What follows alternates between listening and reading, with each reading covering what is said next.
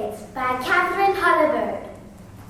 Angelina absolutely loved snowy winter days when she could ice skate with her friends on Miller's Pond.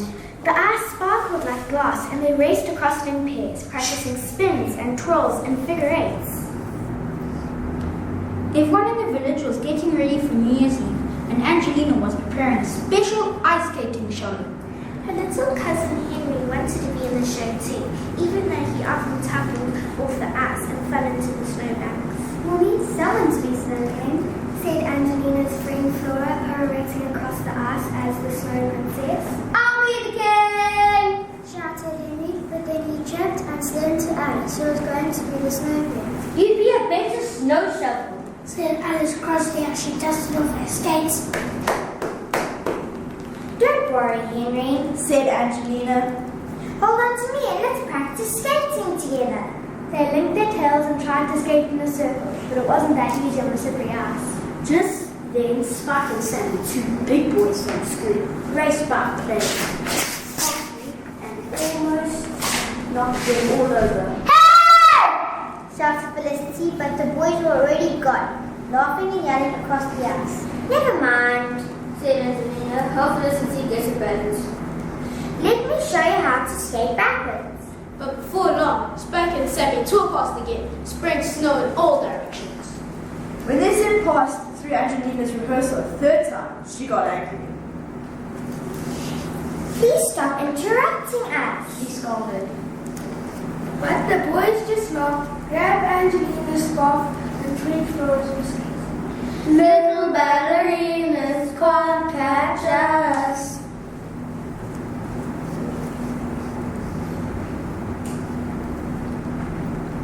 They shouted as they zoomed away. Angelina and her friends chased Spike and Sammy all across the ice, and then Angelina made a huge snowball and hurled it at the boys. "Great! A snowball fight!" Spike yelled, throwing one back at Angelina.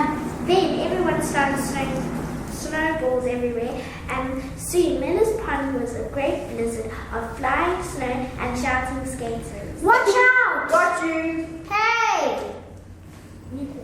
They had so much fun. They stayed until Flora got ice down her neck and Alice's toes began to freeze.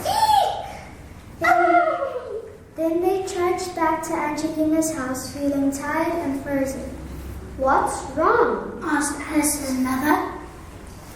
Our New Year's Eve ice dance is a mess, said Angelina sadly. "We haven't got costumes or scenery, and Spike and Sammy keep on bothering us." "I can help you with costumes," said Mrs. Mouseling. "And maybe the boys are teasing you because they want you to pay attention to them." Angelina was surprised. "That gives me an idea," she said. The next day, Angelina put on her skates and whizzed past Spike and Sammy, snatching their caps, and raced off laughing with the boys just behind her. They were very fast, but Angelina could do all sorts of tricky twists and spins. And just as Spike and Sammy thought they would grab her, she spun out of reach and they smashed into each other, collapsing on the ice. Spike gazed at Angelina in admiration. "You ballerinas are fast," he said. "Would you like to be in our show?" asked Angelina, tossing their caps back. Spike and Sammy leaped up. "Yes!" They shouted, skating in circles around her.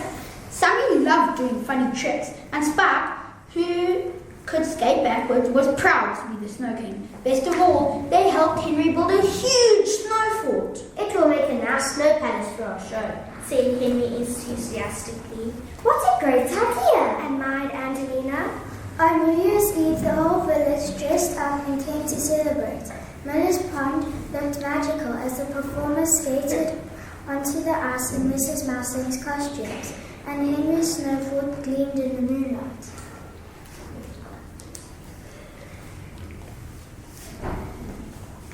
When Angelina danced into the spotlight that night, she felt just like a real snow.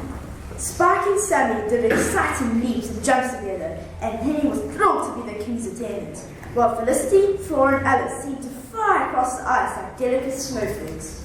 At the end of the performance, as the magic hour of midnight approached and fireworks sparkled in the sky, Angelina and her friends wished everyone joy and peace. And they